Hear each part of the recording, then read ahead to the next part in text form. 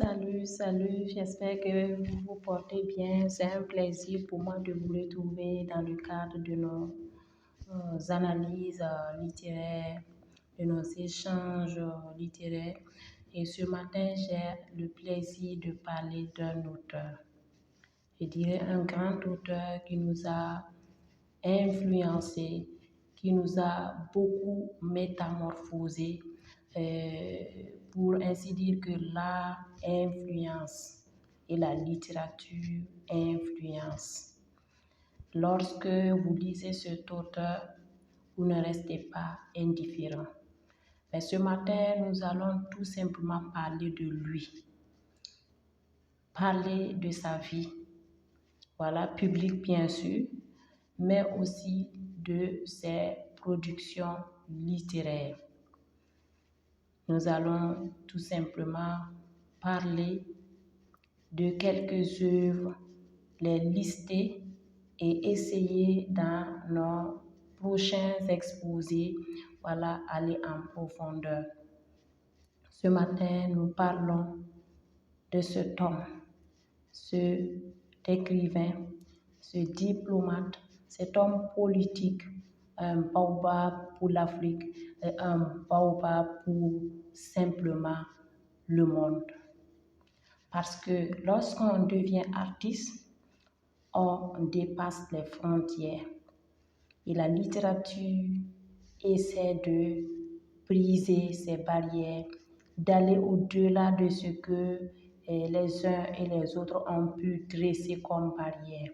C'est d'ailleurs la raison pour laquelle nous avons pu avoir accès à l'œuvre de cet auteur. Et ce matin, j'ai le plaisir de parler d'Henri Lopez. Henri Lopez, oui, c'est un plaisir de le faire. Et nous dirons qu'il est né le 12 septembre 1937 en République démocratique du Congo, RDC. Il est mort le 2 novembre 2023, voilà, l'année dernière, à l'âge de 86 ans. Henri Lopez est un écrivain, un homme politique, un diplomate comme je l'avais dit plus haut. Il fit ses études à Brazzaville puis à Bangui. Et ensuite, il va poursuivre ses études en France où il séjourne de 1949 à 1965. Il aura son DES, voilà, un diplôme d'études spécialisées en histoire, et il va enseigner, voilà, dans cette université, la Sorbonne, quelque temps avant de revenir au pays. Il va être professeur d'histoire géo, voilà, à l'école normale supérieure d'Afrique centrale, voilà, à Brazzaville. Disons que très vite, il sera le directeur de l'enseignement, voilà, dès 1968. Vous voyez pourquoi j'ai dit que c'est un grand auteur? Il n'est pas n'importe qui. Et je fais une pause pour dire que l'écrivain n'est pas simplement un citoyen qui observe et qui retrace. Il a plusieurs manteaux qu'il porte. Il peut être politicien, il peut être éducateur, il peut être enseignant, il peut être médecin, il peut occuper n'importe quelle fonction dans son pays.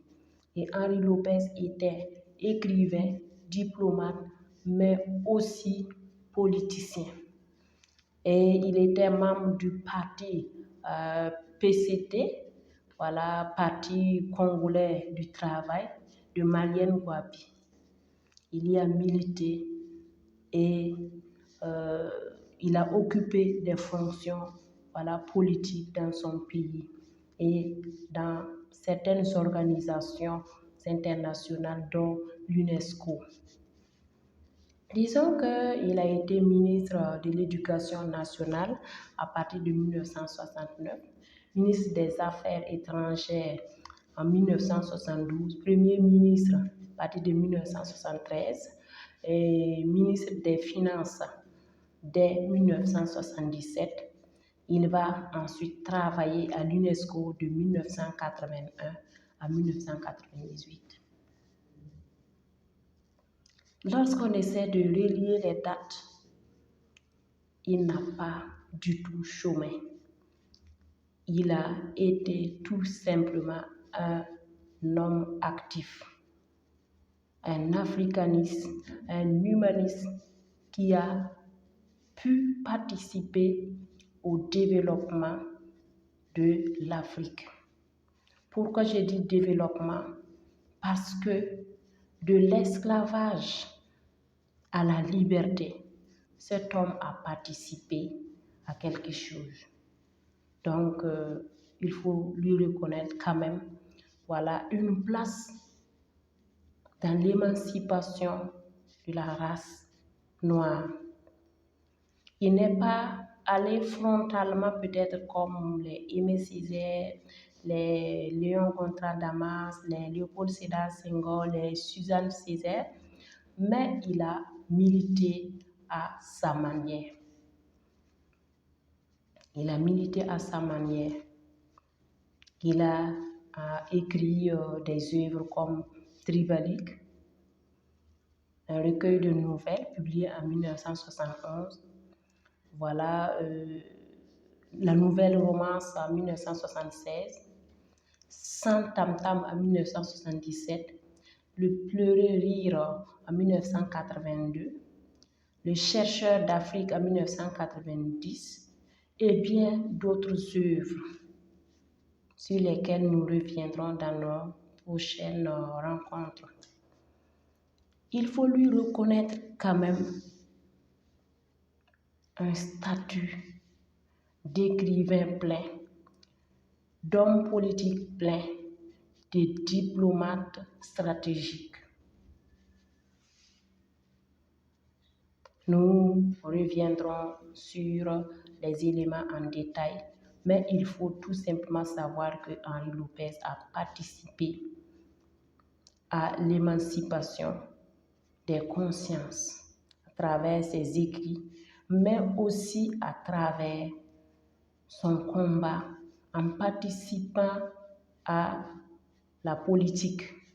Parce que si vous essayez de comprendre l'écrivain, il ne suffit pas de critiquer.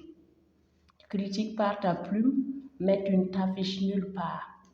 Et c'est d'ailleurs la raison pour laquelle il dira que si tu ne fais pas la politique, tu vas la subir. Une façon de reprendre voilà, son avis de façon ramassée. Vous qui critiquez, vous qui avez des avis contraires à ceux qui dirigent, qui les matérialisent à travers vos écrits, c'est bien. Il faut aussi participer, aller collaborer et essayer de glisser voilà, quelques idées qui puissent transformer, qui puissent changer. De toutes les façons, Henri Lopez n'est pas allé de manière frontale contre la négritude. Il n'a pas été contre la négritude, mais il a quand même fait savoir que voilà, la négritude doit sa place à l'éducation reçue de l'Occident. Quand je parle de l'éducation, je ne nie pas l'éducation orale, dont l'Afrique est abondamment riche. Je parle de l'alphabétisation, je parle du décryptage des messages codés qui étaient dans les écrits, que les chefs d'État signaient par exemple. Et c'est là qu'il dit que la France nous a colonisés, mais c'est en France que nous nous sommes décolonisés. Et ça, on ne peut pas le nier, puisque Césaire, Léopold Sédar Senghor et les autres ont milité, ont travaillé en France avant de faire connaître leurs idées, de travailler en Afrique. Donc, il faut quand même reconnaître que, voilà, la négritude est née en France avant de venir en Afrique. Et pas pour dire que, comme la négritude est née, voilà, en France, voilà, c'est la France qui a fait ceci ou cela. Non, une façon de dire, d'aller à la recherche de la connaissance, d'aller étudier, de ne pas se renfermer. Lorsqu'on se renferme, lorsqu'on se replie sur soi-même, on ne veut pas découvrir l'autre, on s'appauvrit. Et je parle en me basant sur l'avis de Amadou Hampâté-Bâ, qui dit qu'en Afrique, quand un vieillard meurt, c'est comme une bibliothèque qui brûle. Et ça, tout le monde doit le reconnaître. Tout le monde doit savoir que l'éducation, notamment l'alphabétisation, les études primaires, secondaires et supérieures sont importantes. Celui qui peut, qu'il s'y investisse. Parce que si on ne va pas à la découverte de ce qui est caché dans les écrits, l'homme peut se perdre. Et Henri Lopez a orienté les uns les autres vers cette façon de voir les choses. Donc, il a participé à sa manière à la négritude, à la lutte pour la libération de la conscience noire du territoire africain, mais d'une autre manière. Parce qu'il était métis aussi. Il était métis et il a même reconnu que lorsqu'on est métis, voilà, je le cite, le métis est un être ballotté entre plusieurs familles qui appartient à 3 tribus, celle de sa mère, celle de son père, celle des métis. Le métis est-il noir? Est-il blanc? Qui est-il?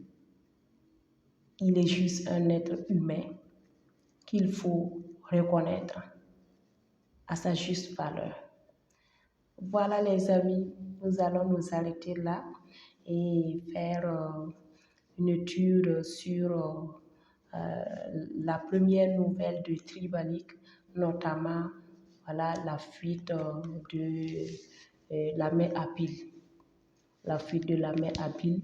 Donc, si vous aimez la littérature, si vous aimez ce que nous essayons de faire, essayez d'aimer et de partager afin que nous puissions avancer, voilà, réussir le pari qui est de décortiquer, de travailler à mettre en évidence la littérature africaine et la littérature, voilà, de façon générale. Voilà, ne soyez pas étonnés que je parle d'Émile Zola, voilà, de Verlaine, de Baudelaire. Voilà, la littérature n'a pas de frontières. Je vous remercie et à très bientôt.